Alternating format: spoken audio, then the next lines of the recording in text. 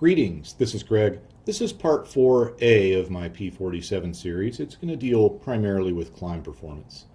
The P-47 Thunderbolt isn't known for having stellar climb performance. However, as with everything in aviation, the subject of climb performance is a bit complicated.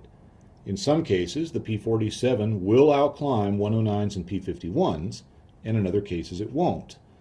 Let's start off by defining climb performance. There are various categories, all of which we will cover, but the most commonly referenced is the maximum rate of climb. Maximum rate of climb is simply the maximum rate at which the aircraft can gain altitude within a given period of time. It's most often measured in feet per minute, sometimes meters per second. This maximum rate happens at maximum power and at a specific airspeed.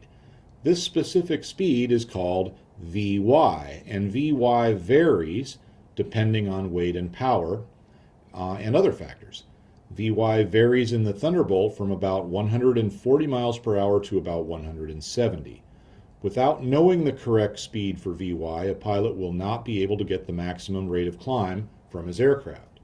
With the P-47, this is especially true because Vy varies so much, meaning that the correct or specific Vy speed for a plane that's fully loaded with external stores and full fuel and ammunition will be different from a lightly loaded airplane, and there are other variables as well.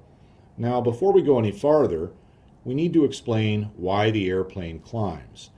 Excluding zoom climbs, which we'll cover later, the aircraft can only climb if power available is greater than the power required to maintain its current airspeed. As you can see in this image from Aerodynamics from Naval Aviators, the difference between power available and power required is called excess power.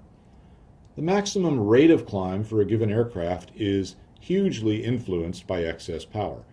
To help clear this up, I'll give a real-world example and I'll provide a chart. This chart is for a P-47B as in Bravo, which means it has a maximum manifold pressure of 52 inches and maximum 2,000 horsepower. It has the older style skinny propeller, and for the purposes of this chart weighs in at 12,565 pounds. Now you can see it requires about 500 horsepower to maintain level flight at 200 miles per hour true airspeed at sea level. Since the 47B's engine can deliver 2,000 horsepower, that gives us an excess of 1,500 horsepower, which can be used for climbing. Of course, there are losses due to propeller inefficiency, which will leave us with a total of 1,660 thrust horsepower available at that speed. Now in that example, 200 miles per hour is well above Vy, thus by definition it's not the optimal speed for climb rate. You can see that the power required varies with airspeed. Generally speaking, the faster you go, the higher the power required, but look at the left side of that line.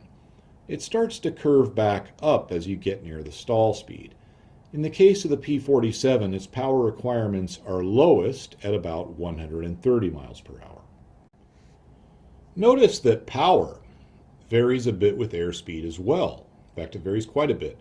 This is especially true in the P-47 as the ram air into the turbine, or I should say, the ram air into the compressor, and cooling of the intercooler at speed both have an effect on power. Propeller efficiency varies a lot with speed as well. Vy is going to be where we have the greatest difference between power available and power required. In this specific case, that happens at about 170 to 180 miles per hour of true airspeed on this chart.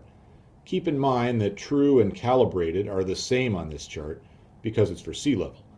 Let's split the difference and call it 175 miles an hour for the point at which we have the greatest difference there. The P-47's airspeed indicator reads 5 miles per hour low at this speed, so in practical terms, we can say that Vy in the P-47B, when running at 2,000 horsepower, is 170 miles per hour indicated at 12,565 pounds. At lighter weights, the best climb speed will be lower. And there are a lot of other factors, including external stores, power settings, and propeller types. The main point of all this is that it's essential for the pilot to know the best rate of climb speed for his aircraft in a specific configuration. For simulator pilots, the only way to figure this out for sure is to test various speeds for yourself. We'll talk more about climb speeds later and how they affect combat. An important factor in climb performance is the aircraft's power-to-weight ratio.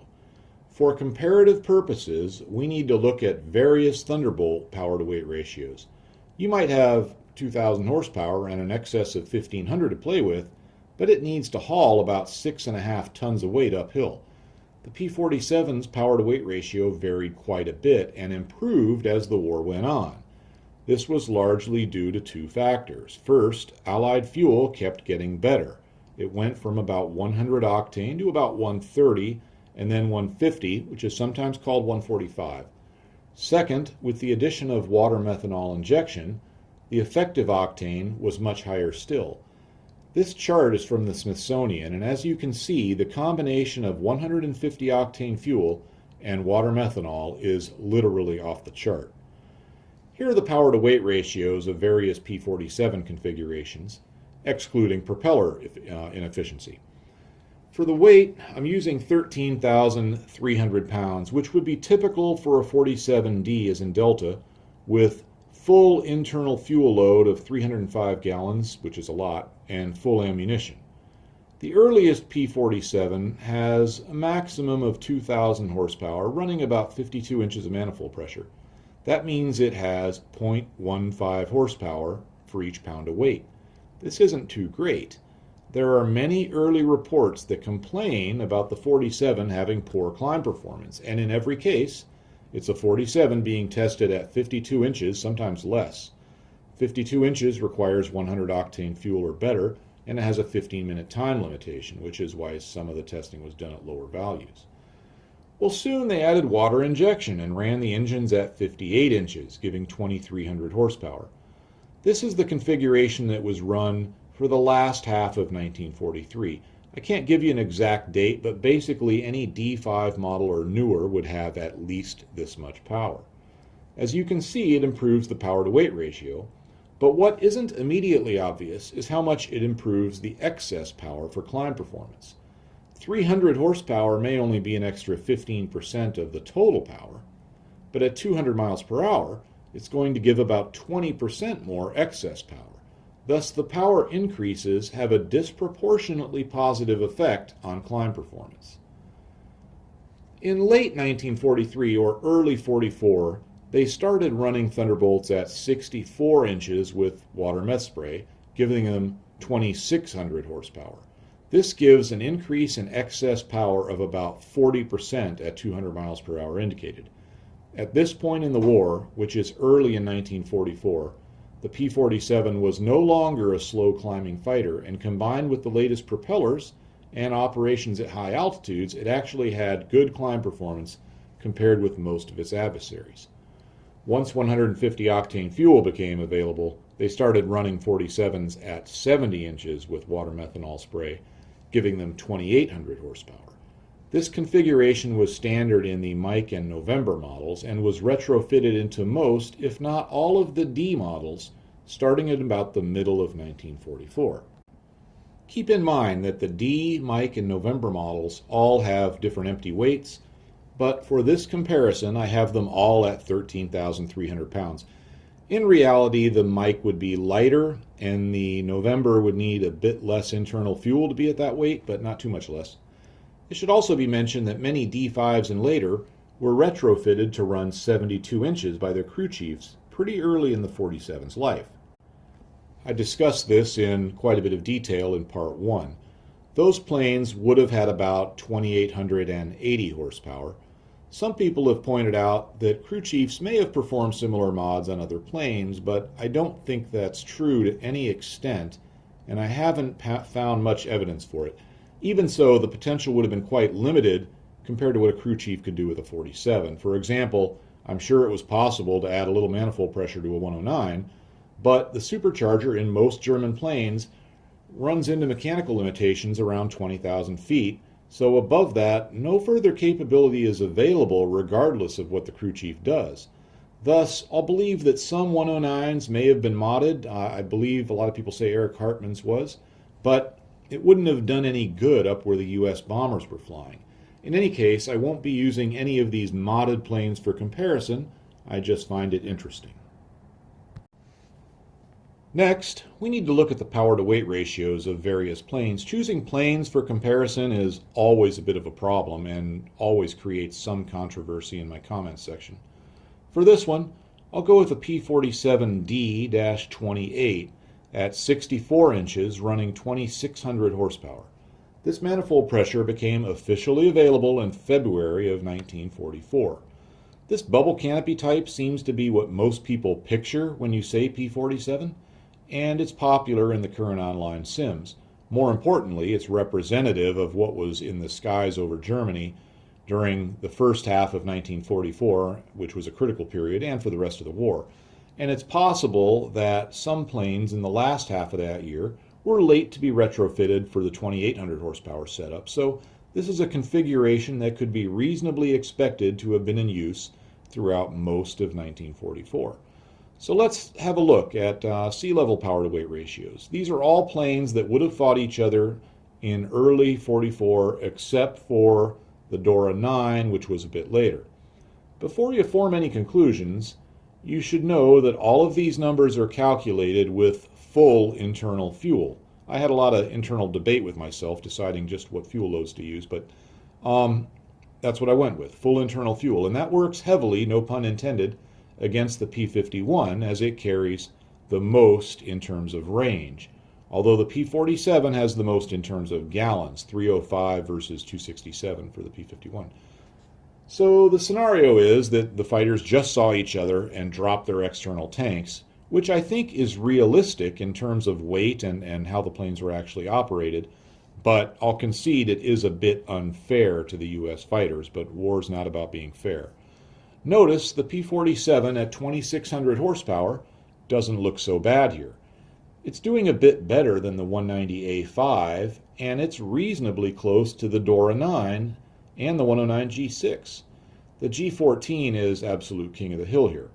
Now let's remember that at 2,000 horsepower, so the earlier versions, the 47 power to weight ratio is only 0.15 to 1, which leaves it way behind. So a 47 fighting a FW-190A series in early 1943 is very different from fighting one in early 1944, because the 47 improved quite a bit in that period of time, and the A-series 190 really didn't. The Spitfire is doing pretty well on this chart, and I really need to cover it in its own video. For now, know that it carries very little internal fuel, which gives it an edge in this sort of comparison. This is a Mark 9 running almost the same engine configuration as the P-51 and at about the same manifold pressure. I use 67 inches for both planes for the same reason I use 64 for the P-47. Of course, later on they could use more. Now, although the 47 isn't looking terrible here, you can see that it's not exactly going to strike fear into the hearts of enemy pilots with those numbers. However, this chart does not show the whole picture, and if you've been watching other videos on this channel, you probably know what's coming next. We're going to look at the power to weight ratios up high where the P-47 is designed to fight, in this case up at 25,000 feet. Now, we have a very different picture. The P-47 just went from being kind of okay to a monster. This is because the P-47's turbo supercharger allows it to maintain most of its maximum power at higher altitudes, in this case 25,000 feet. It still has up here about 2460 horsepower, so it didn't lose much. Of course, sources vary. For example, one chart has the 47 at 2400 horsepower at 25,000 feet, which would give it a power to weight ratio not quite as good, but that 60 horsepower doesn't make much difference. Notice that the mighty 109 G14 just fell off a cliff here. That's because its power dropped from 1,677 horsepower. A quick note, it has 1,700 horsepower via the PS rating system, but I converted it to the US rating system so that this would be an accurate comparison, and in the US system it has 1,677 down low. In any case, at 25,000 feet, it drops to 1,050. So it just took a huge hit in terms of percentage. At this altitude, its supercharger just can't spin fast enough to take advantage of its MW50 system. There's another variant of the G14 that does a little better up high, but it sacrifices some performance down low, and it doesn't do much better up high. And of course, there's the K4, but I don't feel that belongs in this comparison for the same reason I don't feel the 2,800 horsepower Thunderbolts belong here. By the time the K4 showed up, the course of the war was entirely determined. So, by any reasonable standards of comparison, the P-47, at least if it's running 64 inches of manifold pressure, has a decent power-to-weight ratio at low altitudes and is actually very good up high. Power-to-weight ratio is a critical factor, but a good propeller is important to allow that horsepower to be converted into propulsion. The study of propeller aerodynamics is an incredibly complex field, and during the war, improvements were constantly being made. In Robert S. Johnson's book, he describes the new paddle-bladed propeller they installed on his plane on January 1st, 1944. He felt it made a tremendous difference. More on that later. You should be able to see how all this is coming together. New and improved propellers to harness the power more effectively showed up in January of 1944, and in February, the 2,600 horsepower upgrade arrived. It's easy to see why so many of the early reports said that Thunderbolts couldn't climb, and why the later reports, later testing, and pilot reports told a different story. Not only did the planes get more powerful, the props got better, and the fighting tended to be at higher altitudes, which favors the Thunderbolt. Back to the subject of the paddle prop. This comes up a lot. Johnson raved about it in his book and said that after his plane was equipped with the paddle prop that, and I quote, "Never again did a Focke-Wulf FW-190 or an Messerschmitt Me-109 outclimb me in the Thunderbolt. The new prop was worth 1,000 horsepower more, and then some," unquote. Well, let's take a look at that statement. That one statement creates a lot of stuff to unpack, and it's often quoted and misquoted, so I feel a need to talk about it. We don't have the propeller efficiency numbers for all the various Thunderbolt props, but we do have them for the earlier types.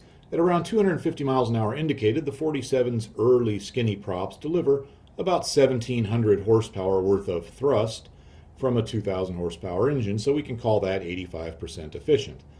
The official charts show that at lower power levels it's a little better, about 87%. So extrapolating that data, I think it's fair to say that it would be about 83% efficient at 2,600 horsepower. 2,600 times 0.83 gives us 2,158. So the new prop in literal terms could have added a maximum of 442 thrust horsepower at 250 miles an hour, and that's if it was 100% efficient. Of course, Johnson's plane, Lucky, likely had a bit over 2,800 horsepower, as I explained in part 1 of this series, so his gains would have been a little bit greater. The increase in climb performance provided by the paddle prop was significant. Remember the concept of excess horsepower? Well, let's talk about it again. We're going to need 400 horsepower to move this tubby airplane in level flight at 180 miles an hour at sea level. We have a 2,600 horsepower P-47, but at that speed, the skinny prop is only about 80.5% efficient, thus only gives 2,093 thrust horsepower. That gives us 1,693 horsepower of excess thrust. So you can start to see the potential for gains here. For example, if we had a prop with 100% efficiency, that increase in horsepower would translate into 2,200 excess horsepower. That's about 30% over 1,693. Just getting half of that increase would be fantastic. We don't have the actual efficiency data for the newer paddle props, but we do have climb data, which I guess ultimately is what counts. With 2,600 horsepower at sea level, the old P-47 with the old prop could only manage 2,700 feet per minute. With the new paddle prop, 3,600. That's an increase in climb rate of 33% in a 2,600 horsepower airplane. Since Johnson's plane probably had even more power, it's likely that he saw slightly greater increases.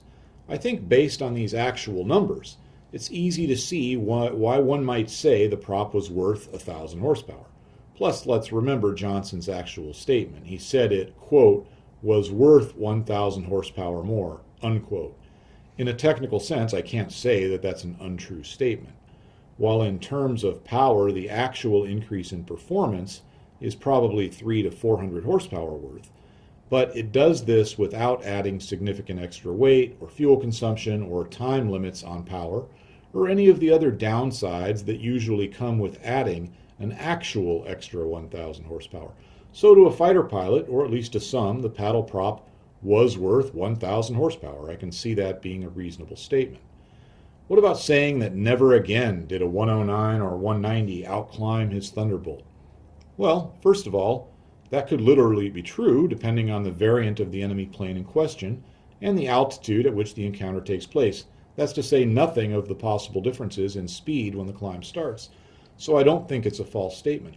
Even so, I'm not sure he is literally saying that no 109 or 190 ever climbed away from him at a greater rate of climb.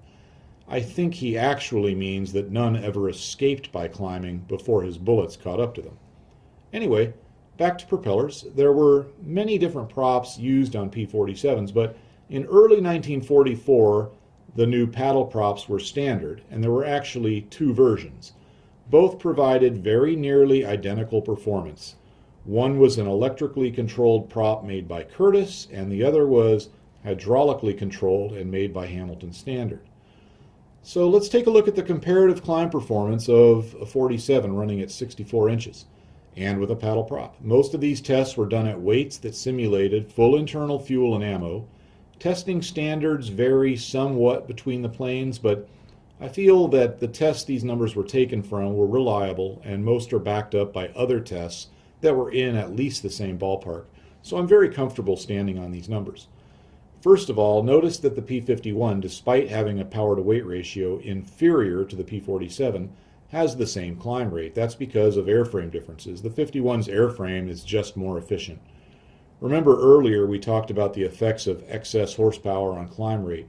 The amount of excess horsepower per pound of weight between these two planes is very close, maybe slightly favoring the 47. However, the 51 closes the gap due to propeller efficiency, which is often an advantage of non-radial fighters, and both planes end up with very similar climb performance at sea level. The 109 G14 and Dora 9 are serious threats down here. 109A models and the G6, while still very common in the skies over Germany at this time, are much less threatening to the 47 in terms of climb performance. The Spitfire is the climbing king of this comparison. Now it's time to look at things at 25,000 feet. I think it's what you would expect, since the 47 still has over 2,400 horsepower and the other planes have lost a lot of power. The 47 now has an advantage. The 51 and Spitfire have supercharger high speed ratios that are geared pretty well for this altitude. Thus the P-51 is still very competitive. The 109A series is pretty much dead meat up here, and that's a big part of the reason the Germans didn't go entirely to 190 production once that airplane came out. But the G14 is at least still in the fight. The Spitfire, it's all out of bubblegum. The Spitfire's lightweight, strong engine, supercharger drive ratio, good propeller, good low-speed aerodynamics, which is what counts at climb speeds, all help it out here. Of course, it's not all sunshine and rainbows for the Spitfire. Most likely, its short range wouldn't have even allowed it to show up for this fight. It's also possible in the Spitfire to be in a situation in which dropping the external tank could prevent a return to base. This is because the typical Spit 9 could carry more fuel sometimes in external tanks than internal, and that would be really bad if it was in a situation where it couldn't drop its tank. Anyway, I don't want to turn this into a Spitfire video, so I'll cover this more another time. But for now, know that the Spitfire is a fantastic climbing airplane. It's very good at a lot of things, which you probably know if you've been watching this series. But like all airplanes, its areas of excellence are the results of compromises in other areas. So that's it for maximum rate of climb. If you followed along, you know that the early 47s didn't climb too well, but the later ones, especially at high altitude, climbed very well. You should also understand that the maximum rate of climb happens at a specific indicated airspeed called Vy. and that Vy is the speed at which we will have the biggest difference between power available and power required. In the next part of this series, we'll finish off the climb data by covering maximum angle of climb, which is often overlooked and it's pretty important, as well as zoom climbs and high-speed climbs, which are sometimes called combat climbs. So that's all for now. Have a great day. Oh, and just one more thing. I want to thank all of my subscribers and especially my Patreon supporters who got early access to this video. I hiked up to the top of a mountain near Landstuhl, Germany while working on this video, just to take a break, organize my thoughts. This rock we're approaching is a monument to an astronomer named Philip Fauth, spelled F-A-U-T-H. I am not at all knowledgeable on this subject, but I do know there's a crater on the moon named after him. The main attraction up here is the Bismark Tower. Otto von Bismarck was a German statesman in the late 1800s. There are quite a few towers named after him. This one was built in 1900, about 2 years after his death. The view from the top is great, but it looks like it might be locked. I don't know what's going on in Germany, but it wasn't long ago that seemingly nothing was locked, but I run into this all the time now. I've been up here before, first time I've seen it locked up. Let's go around to the back. I can still show you what I wanted to. Through the trees, you can just make out Ramstien Air Force Base. It's a U.S. base. At one time, it was the largest construction project ever in Europe, employing over 250,000 Europeans. It's built on a swamp, so they had to bring in dirt by train to put down 2 meters of solid ground, onto which they built the airport. I find that impressive. I love hiking around in Germany, and there's always something to see. That's it for this episode. Hope everyone is having a great day. Bye-bye.